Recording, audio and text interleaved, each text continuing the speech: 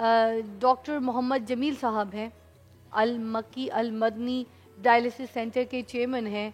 हमने आज इनको यहाँ पे मदऊ किया है। आज इनसे हम डिस्कशन करेंगे, एक तो गुर्दों के जो पेशेंट्स होते हैं ना, उनके हवाले से भी और डायलिसिस के हवाले से भी कि किस तरीके से जो अगर कोई डायलिसिस अफोर्ड नहीं कर सकते, करवाना चाहते हैं, तो किस तरीके से इनसे रब्ता कर सकते हैं, ये सारा सिलसिला इनसे पूछेंगे। अस्सलाम वालेकुम जी। वालेकुम सलाम। रमज़ान मुबारक जी। बहुत शुक्रिया। रोज़े कैसे जा रहे हैं? अल्लाह का बड़ा करम और आपका बड़ा शुक्रिया, आपने जो है ना मुझे मदऊ किया। आप सर इस काबिल हैं, आप इतना नेक काम कर रहे हैं, आप इस काबिल हैं। अल्लाह का ये बहुत बड़ी देन होती है जी। और कुछ लोगों कुछ काम के लिए अल्लाह ताला चुन लेते हैं। तौफीक जी, अल्लाह की तौफीक, अल्लाह ने आपको तौफीक दी, तो अल्लाह की तौफीक से ये सारी चीज़ है। और हम ये समझते हैं कि अल्लाह ताला ने हमें एक मौका दिया। वाह, अल्हम्दुलिल्लाह। जी जी। वो कहते हैं ना, मैं कहती हूँ हमेशा से अल्लाह से सब कुछ मांगो, मगर साथ एक और चीज़ ज़रूर मांगो, क्योंकि तौफीक अल्लाह ताला मांगने से देता है, ऐसे नहीं देता। उसी की तौफीक से जब तक नहीं मांगेंगे तौफीक नहीं मिलती। आपने मांगी होगी, इसलिए आपको अल्लाह ताला ने अता फरमाई है। बेशक। तो ये बताइए, जो लोग डायलिसिस करवाना चाहते हैं, जो अफोर्ड नहीं कर सकते हैं, तो वो किस तरीके से आपसे रब्ता कर सकते हैं, क्योंकि आप फ्री में डायलिसिस भी करवा के देते हैं? देखिए, हम लोग ये जो मुगलपुरा ताजपुरा स्कीम एरिया है वो बहुत ही पुअर एक एरिया है। और ऑलरेडी वहाँ जो फैसिलिटीज़ है स्पेशलाइज्ड फैसिलिटीज़ ना होने के बराबर हैं। तो हमारा एक ट्रस्ट है, अल मक्की अल मदनी कम्युनिटी ट्रस्ट। तो हम तकरीबन पिछले कोई 15 साल से वहाँ सर्विसेज दे रहे हैं। और 2022 में हमने डायलिसिस का काम शुरू किया। तो हम लोगों को फ्री ऑफ कास्ट डायलिसिस जो है ना फैसिलिटीज़ दे रहे हैं अल्हम्दुलिल्लाह। अब ये है कि अगर किसी ने वहाँ आना हो तो उसमें हमारा कॉन्टेक्ट नंबर भी है, फेसबुक पेज भी है, और उस पर रब्ता करके हमारे पास आ सकते हैं। हमारा तरीका नंबर भी बता देंगे, क्योंकि देखें रमज़ान का महीना अच्छा बेहतरी हो उन लोगों की। क्या नंबर है? फेसबुक पेज भी बता दीजिएगा जी। 0321 1116542 हमारा जो कॉन्टेक्ट नंबर है। और MMDCPK ये हमारा फेसबुक है, उस पर सारी फैसिलिटी जो है ना वो एडवर्टाइजमेंट भी है, फैसिलिटीज़ भी हैं और कॉन्टेक्ट नंबर डिटेल्स भी हैं। ठीक है। तो उस पर आप किसी वक्त भी सुबह 9 बजे से लेकर रात 9 बजे तक जो है ना हमारा सेंटर खुला होता है। तो हम अपने सेंटर पे 3 तरह के काम कर रहे हैं अल्हम्दुलिल्लाह। अच्छा, एक और चीज़ मैं पूछना चाही थी कि जो गुर्दों के पेशेंट अफराद होते हैं ना, वो तो इसी चीज़ में फंसे रहते हैं कि ये जो रमज़ान शरीफ है, अगर हम रोज़े रख लें इसमें, तो हम रोज़े रख सकते हैं कि नहीं रख सकते? हमारी तो गुर्दों का मसला चल रहा है। अच्छा, यहाँ मैं एक ना कन्फ्यूजन दूर करना चाहूँगा। हम लोग एक चीज़ होता है गुर्दे की बीमारी और एक होता है डायलिसिस पेशेंट, दोनों में फ़र्क है। गुर्दे की बीमारी का मतलब ये है कि आपका गुर्दा किसी न किसी तरह उसमें इन्वॉल्वमेंट है। WHO कहते हैं कि हर 10 बंदों में से एक बंदे को गुर्दे की डिजीज़ किसी न किसी हालत में होती है। ये जो पेशेंट होते हैं diabetic, hypertensive, ischaemic heart disease के, जो दिल की बीमारी के जो पेशेंट होते हैं, जिनके बार बार पथरियाँ बन रही होती हैं, या जिनको फैमिली में कोई गुर्दे की डिजीज़ होती है, उन लोगों को ये बीमारी होने के ज़्यादा चांसेस होते हैं। इसको हम उर्फ़ी में कहते हैं CKD, क्रोनिक किडनी डिजीज़। तो अभी आपने जो सवाल किया है उसका जवाब उसमें यह है कि हम क्रोनिक किडनी डिजीज़ के 5 लेवल्स करते हैं, लेवल 1, लेवल 2, 3, 4 और 5।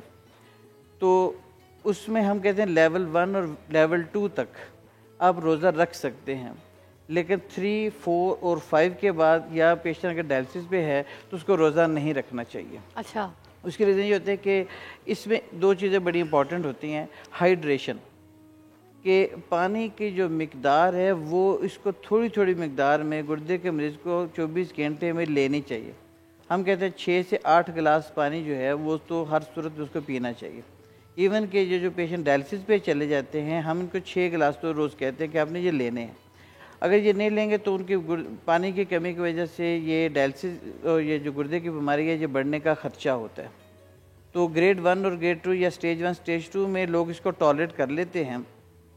हम उन्हें ये कहते हैं कि हफ्ते बाद अपने गुर्दे के जो टेस्ट है रीनल फंक्शंस वो करवाते रहें, ताकि हमें वो देखते रहे कि होता है GFR एक रेशो होती है, उससे हमें पता चलता रहता है कि हम गुर्दे का लेवल कितना बेहतर काम कर रहे हैं या कितना बेहतर काम नहीं कर रहा है। अपने मौजू की तरफ भी आते हैं। काशिफ साहब, मुझे बताइए, एक और ऐसा अहम मुझे लगता है पहलू है जिसके ऊपर नज़रिया सानी करेंगे तो अच्छा होगा। ये जो बच्चों की शादी कर दी जाती है, ٹھیک ہے. خلیل الرحمان قمر صاحب کا ایک کہنا ہے, میں نے ابھی ان کا انٹرویو کیا تھا اپنے پوڈ کاسٹ میں, تو مجھے کہہ رہے تھے کہ جو پیرنٹس, جو ماں باپ اپنی بچی کی مرضی یا اس کی پسند شامل نہیں کرتے, اگر ان کو کوئی پسند ہے کوئی لڑکا تو اس کی رائے نہیں لیتے, یا پھر ان کی مرضی شامل نہیں کرتے کہ اگر میں تمہاری اس لڑکے سے شادی کروانا چاہتا ہوں, اگر اچھا ہے برا ہے سب کچھ بتایا جائے, سمجھایا جائے, اور اس کے بعد اگر لڑکی کہتی کہ نہیں مجھے اس طریقے کا شوہر نہیں چاہیے, تو پھر وہاں شادی نہ کرائے, اپنی مسلط نہ کرے چوائس. اور جو لوگ کر دیتے ہیں وہ اپنے بچیوں کو بیچ دیتے ہیں. یہ بات خلیل صاحب کہہ رہے تھے کہ جو اپنی بیٹیوں کی شادی ان کی مرضی کے بغیر کرواتے ہیں ان کو بیچ دیتے ہیں. کیا کہیں گے اس بارے میں؟ جی بالکل, آپ نے جو بات کی ہے اس کے کئی پہلو ہو سکتے ہیں. دیکھیے, والدین بعض اوقات یہ سمجھتے ہیں کہ ان کا تجربہ, ان کو ایکسپوجر جو ہے وہ دنیا میں زیادہ ہے, انہوں نے دنیا زیادہ دیکھی ہوئی ہے. لیکن جو آپ نے بات کی اس کا میں تو اسلامی پہلو کی طرف آؤں گا. کیا اسلام نے ایک بچے اور بچی کو شادی سے پہلے پوچھنے کا اسلام میں اجازت ہے کہ نہیں ہے؟ تو اسلام میں 100% یہ کہا گیا ہے کہ آپ جب بھی کسی بچے یا بچی کی شادی کریں تو آپ اس بچے اور اس بچی سے اس کی مرضی پوچھیں, بلکہ کھل کے بات کرنے کا کہا گیا ہے. بہت ساری احادیث ہیں, بہت ساری ایسے واقعات ہیں سیرت النبی صلی اللہ علیہ وآلہ وسلم میں, صحابہ اکرام کے, جہاں پر باقاعدہ وہاں پر پوچھا گیا, جبکہ اس معاشرے میں جو کہ عرب معاشرہ تھا, آپ جانتی ہیں کہ وہ کتنا ریجڈ معاشرہ تھا, تو وہاں پر بھی یہ حکم دیا گیا کہ آپ پوچھیں. اس کی وجہ کیا ہے؟ دیکھیے, پچھلے 10 سے 15 سال میں اتنی تیزی کے ساتھ دنیا میں تبدیلی آئی ہے کہ شاید میرے والدین اس تبدیلی کے ساتھ اتنی تیزی سے نہیں چل پائے جتنی تیزی سے نئے بچے چل رہے ہیں. جس جنریشن کی آج ہم شادی کی بات کر رہے ہیں, اس جنریشن کو آج کی دنیا کا مجھ سے زیادہ پتہ ہے کم از کم. میں اس بات کو تسلیم کرتا ہوں کہ جو میری بیٹی اور میرا بیٹا ہے وہ 2025 کی دنیا کو مجھ سے بہتر سمجھتے ہیں.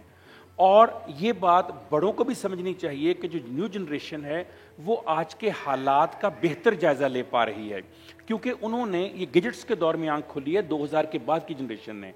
اب والدین جب اپنی مرضی مسلط کرتے ہیں 60 یا 50 سال پہلے والی سوچ کے ساتھ 2025 کے بچے کی شادی کرنے کی کوشش کرتے ہیں, تو وہاں ڈیفینیٹلی پرابلمز آتی ہیں. بالخصوص وہاں پرابلم آتی ہیں فضا جہاں پیرنٹس اپنے بچے اور اپنی بچی کے اندر اٹھنے والی خواہشوں کو, امنگوں کو, آرزوؤں کو, وشز کو, ڈیزائرز کو, پسند و ناپسند کو نہیں سمجھتے. یہ خاص طور پہ ان گھروں میں آتی ہے جہاں پر کمیونیکیشن گیپ ہے, یعنی باپ اور ماں کو یہ پتہ ہی نہیں کہ میری بیٹی اور میرے بیٹے کی چوائس کیا ہے, پسند کیا ہے.